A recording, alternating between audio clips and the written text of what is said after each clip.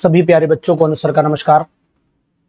आप लोग देख रहे हैं कि जैसा कि हम यहाँ पर आपसे बात करने जा रहे हैं नीट प्रिपरेशन 2025 के लिए।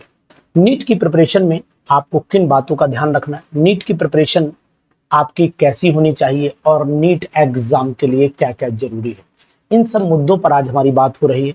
तो आज हमारी इस पूरी वीडियो में बने रहिएगा।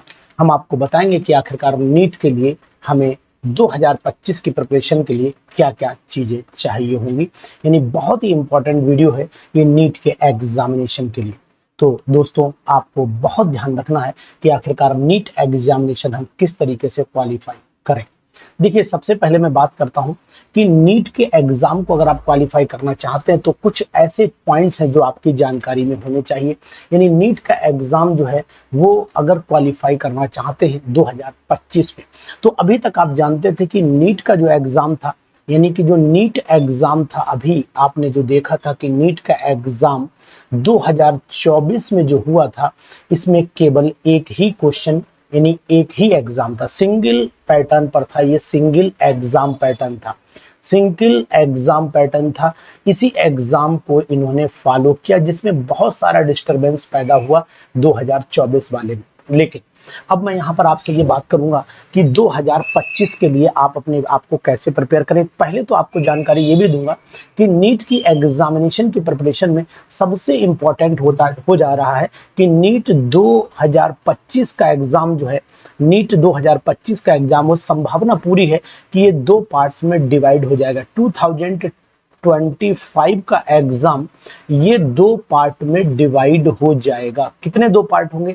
एक, जैसे कि पहले आप AIPMT में सुना करते थे, एक प्रीलिम होगा, यानी कि एक तो प्री हो जाएगा और दूसरा आपका मेंस हो जाएगा। तो इसके लिए आप अलर्ट हो जाइए कि एग्जामिनेशन अब दो हिस्सों में होगा, एक में प्री कहलाएगा और एक आपको मेन। यानी कि जो स्टूडेंट प्री एग्जाम क्वालिफाई करेंगे वही मेन में जाएंगे। ये एक पैटर्न बनाने की कोशिश की जा रही है। बहुत ही इंपॉर्टेंट बात है और बहुत आपको नोटिस करना चाहिए। और दूसरी चीज आपको बताऊं कि अगर हम प्री एग्जाम की बात करते हैं तो ये पेन पेपर एग्जाम होने की संभावना है। पेन पेपर एग्जाम होने की संभावना है, यानी पेन पेपर, जैसा कि अभी आप OM ऑफलाइन जिसे बोलते हैं, पेन पेपर का मतलब होता है ये एग्जाम आपका ऑफलाइन होने की संभावना है।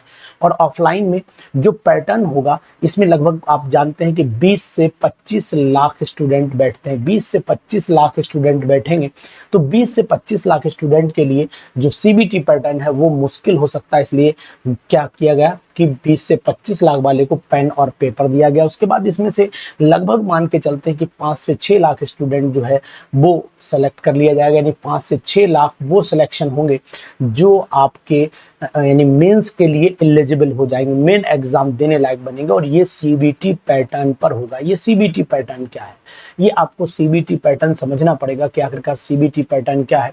तो यहाँ पर बताऊंगा, CBT का मतलब होता है कंप्यूटर बेस्ड एग्जामिनेशन। अब नीट जो है वो कंप्यूटर बेस्ड एग्जामिनेशन होगा, ठीक है। कंप्यूटर बेस्ड एप्टीट्यूड टेस्ट बोला जाएगा, कंप्यूटर बेस्ड एप्टीट्यूड टेस्ट।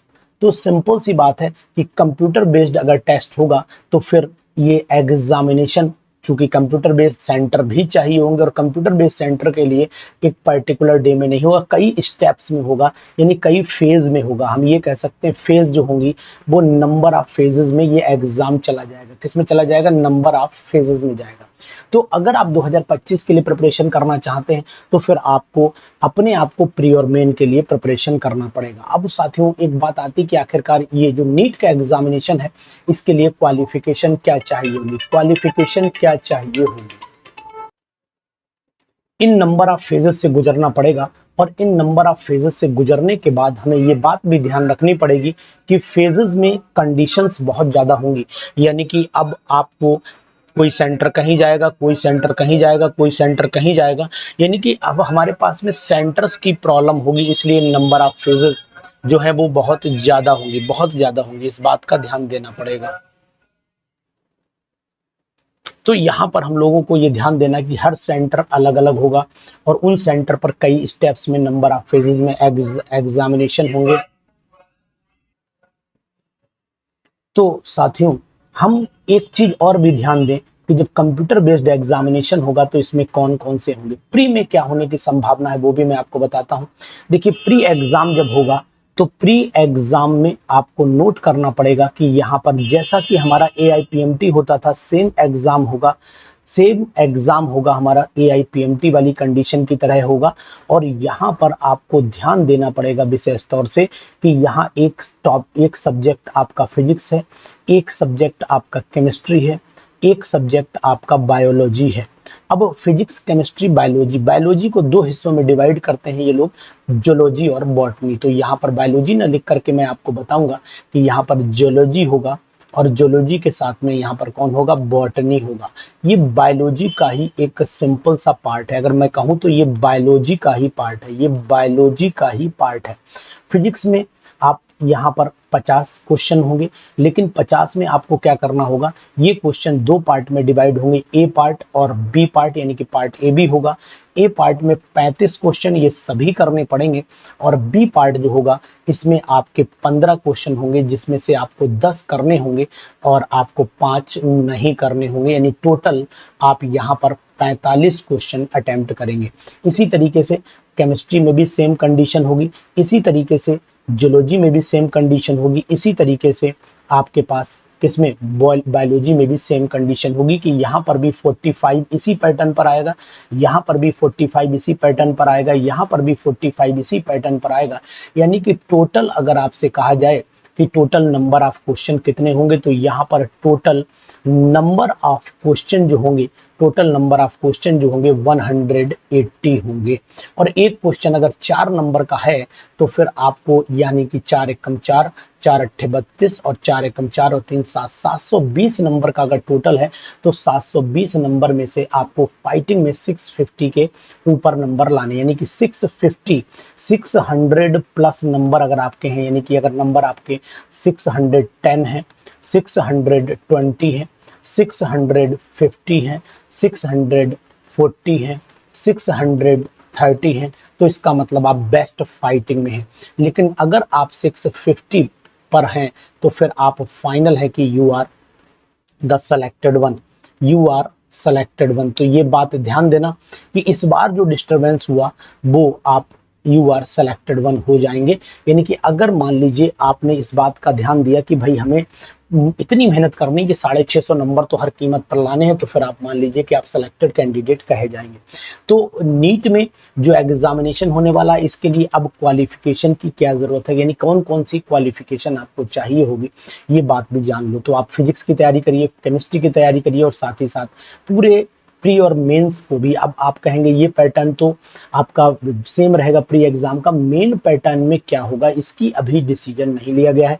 यानी कि मेन एग्जाम जो आपका होगा, तो यहाँ पर मैं लिख देता हूँ मेन एग्जाम। अब ये मेन एग्जाम जो है वो आपका सेम फिजिक्स केमिस्ट्री का होगा, फिजिक्स का होगा, केमिस्ट्री का होगा, यहाँ पर जियोलॉजी का होगा और यहाँ पर बॉटनी का होगा। तो इनमें से भी अब संभावना यही लग रही है कि ये 180 का था, 180 का, तो यहाँ पर आप ये मान के चलिएगा ये पेपर इसमें जो नंबर ऑफ क्वेश्चंस होने की संभावना है वो 120 हो सकती है, 120 हो सकती है संभावना। पूरी तरीके से मान के चलिए कि 120 टोटल क्वेश्चन नंबर 120 से 140 तक जा सकते हैं, इस बात का ध्यान देना पड़ेगा। तो ये अभी फाइनल, अभी आपके पास जब नोटिफिकेशन आएगा तो आ जाएगा, लेकिन पैटर्न वही चलेगा जो आपका है ऊपर, सेम कंडीशन, बस नंबर ऑफ क्वेश्चंस इसमें घट जाएंगे, यानी कि नंबर ऑफ क्वेश्चंस जो हैं वो यहाँ पर लेस हो जाएंगे, इस बात का ध्यान देना पड़ेगा। उसके बाद हम लोग बात कर लेते हैं कि आखिरकार इसकी क्वालिफिकेशन क्या होनी चाहिए, यानी कि यहाँ पर क्या क्या क्वालिफिकेशन चाहिए। तो यहाँ पर मैं क्वालिफिकेशन की बात कर लेता हूँ कि क्वालिफिकेशन इसके लिए क्या जरूरी है। तो क्वालिफिकेशन आपको 12th पास होना चाहिए, पहली बात तो 12th पास, और एपियर भी हो सकते हैं, 12th पास और एपियर होना चाहिए। मिनिमम आपके टोटल परसेंटेज बैठनी चाहिए, टोटल परसेंटेज आपकी 55% होनी चाहिए, ठीक है, 55% होनी चाहिए। अगर आपके 55% है, इजी वे में आप नीट का एग्जामिनेशन दे सकते हैं, कोई दिक्कत नहीं है।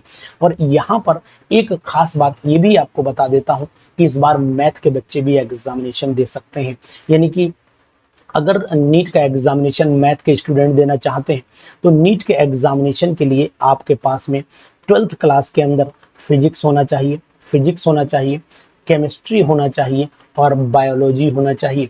लेकिन अगर आपके पास बायोलॉजी नहीं है, मैथमेटिक्स है, मान लीजिए आपका स्लॉट ये है, फिजिक्स है, केमिस्ट्री है और बायोलॉजी भी है और मैथ भी है, तब भी आप एलिजिबल हो जाते हैं किसके लिए, नीट के लिए। लेकिन अगर जिन बच्चों ने फिजिक्स एग्जाम, फिजिक्स दिया, केमिस्ट्री दिया और मैथ दिया, अब ये एलिजिबल नहीं है।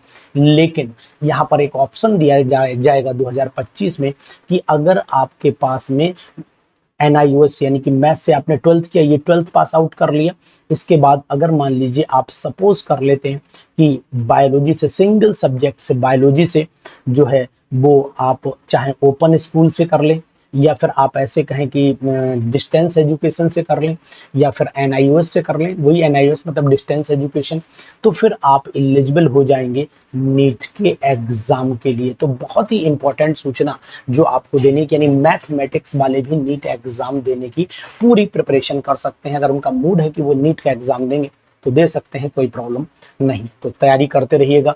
मैंने आपको ये जानकारी दी कि नीट एग्जामिनेशन में कौन कौन सी चीजें इंपॉर्टेंट है। तो सबसे इंपॉर्टेंट क्या हुआ कि हमारी क्वालिफिकेशन जो है वो पूरी हो जानी चाहिए, और दूसरी चीज है कि हमारे 55% से नंबर कम ना आने पाए, यानी 60% लाइए, अच्छी बात है, 60% लाइए, अच्छी बात है। दूसरी चीज ये है कि आपको जो है वो अब प्री और मेन दो से फाइट करना पड़ेगा, यानी प्री एग्जाम और मेन एग्जाम, प्री एग्जाम और मेन एग्जाम दोनों क्वालिफाई करने पड़ेंगे, तब आपको कॉलेज का अलॉटमेंट होगा। इस बात का ध्यान दीजिएगा, कॉलेज का अलॉटमेंट तभी होगा जब आप मेन क्वालिफाई कर जाएंगे, उससे पहले कॉलेज का कोई अलॉटमेंट नहीं होगा। उसमें भी रैंकिंग आपकी हाई होनी चाहिए, यानी रैंक होनी चाहिए आपकी कितने नंबर, यानी 650 प्लस नंबर है तो then you will get 100% NEET best college. तो इस बात का ध्यान दीजिएगा। तो मैं उम्मीद करता हूं कि आपको ये वीडियो जरूर समझ में आई होगी। तो अब आप प्लान कर लीजिए कि आखिरकार कितने क्वेश्चंस तैयार करने हैं, क्या क्या स्ट्रेटजी आपको प्लान करनी है और आप किस तरीके से नीट को क्वालिफाई कर सकते हैं कब, 2025 के एग्जाम में। तो अपने आप को प्रिपेयर करिए नीट 2025 के एग्जामिनेशन। बच्चों, wish you all the best.